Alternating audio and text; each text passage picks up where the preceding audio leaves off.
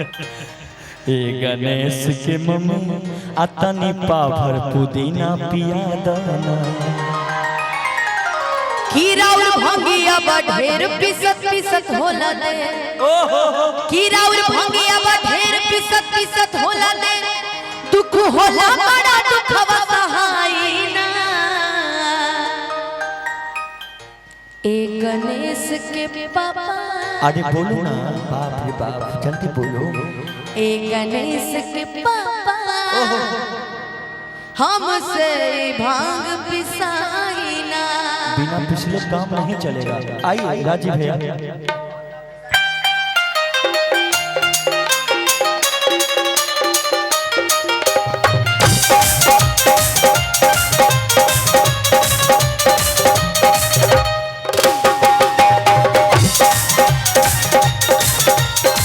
गणेश के मम्मी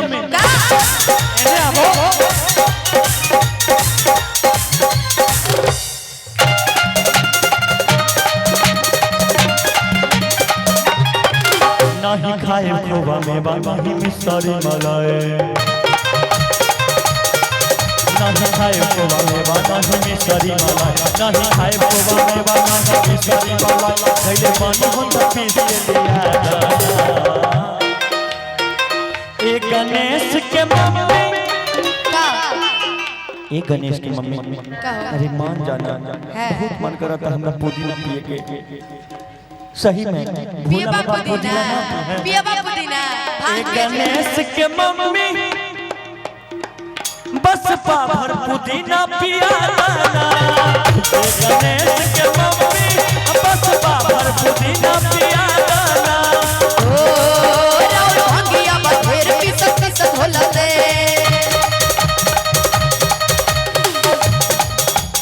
ओ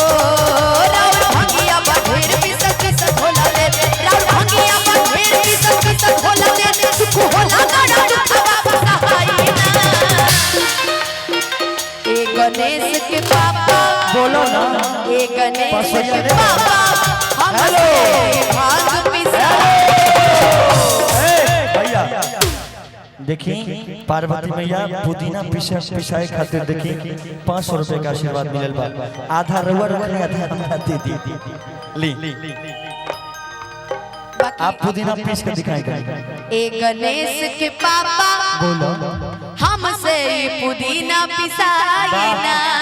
वाह कि ए गणेश के पापा हमसे भांग पिसाइना ए गणेश के पापा हमसे भांग पिसाइना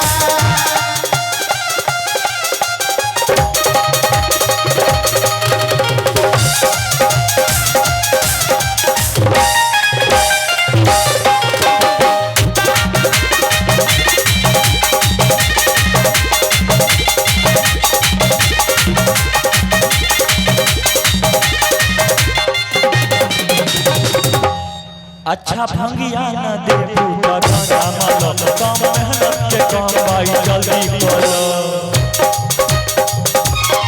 ओ भंगिया न दे पूता गाना मालो काम मेहनत के काम भाई जल्दी करो हो जा कहां जिला लेके अब हमारी दान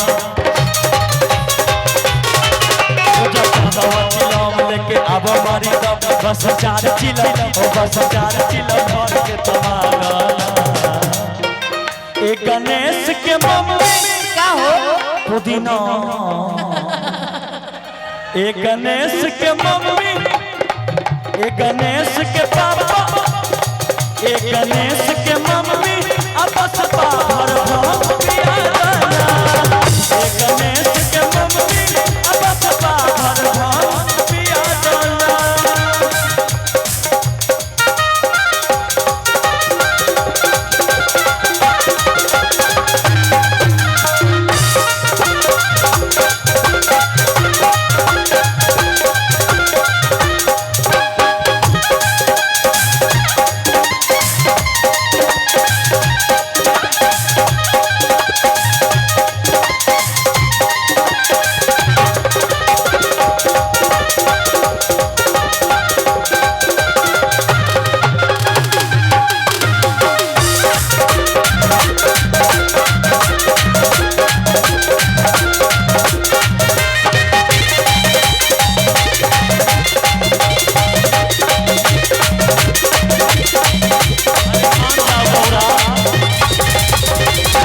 ए गौरा मान जाओ हो कि चाहे राजी होई चाहे होई नाराज मान जाओ गौरा कि भंगिया पी सपना सुन ली रहुआ नया नहीं मानोगी नहीं मानेंगे आज तो पीसना पड़ेगा अच्छा। और नहीं तो बहुत बात हो जाएगा गणेश कार्तिक को लेकर हम भाग जाएंगे तुम अकेले रह जाओगी बाहर हम अकेले भी रह लेते हैं पक्का पक्का ठीक है तो गाओ हो चाहे राजी होई चाहे होई नाराज भंगिया पी सपना सुन ली रहुआ नया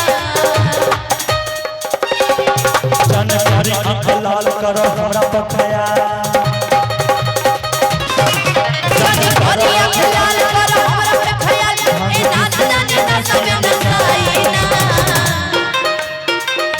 गणेश के पापा पुदीना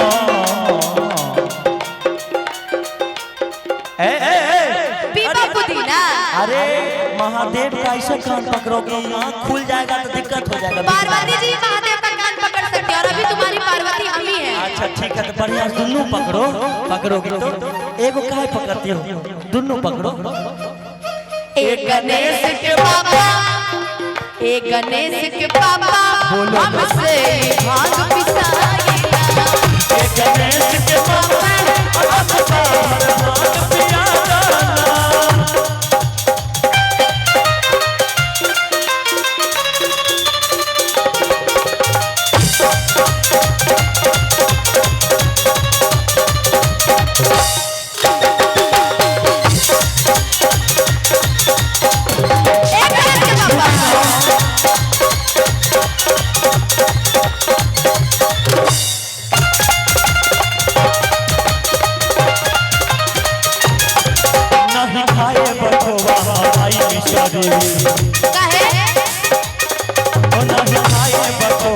नहीं जितवा से भंगिया के सोच बिसरी जनी करा लाल करी हमरा पकड़ा भांग किसी के नशा में नचाईना एक गणेश के पापा एक गणेश के पापा हमसे भांग पिसाइए एक गणेश के मम्मी तोहरे से भांग पिसाई थी एक गणेश के पापा हमसे भांग पिसाइए एक गणेश के मम्मी अपने बाबा पुदीना पिसाई एक गणेश के पापा हमसे पुदीना पागल अरे तो एक बार महादेव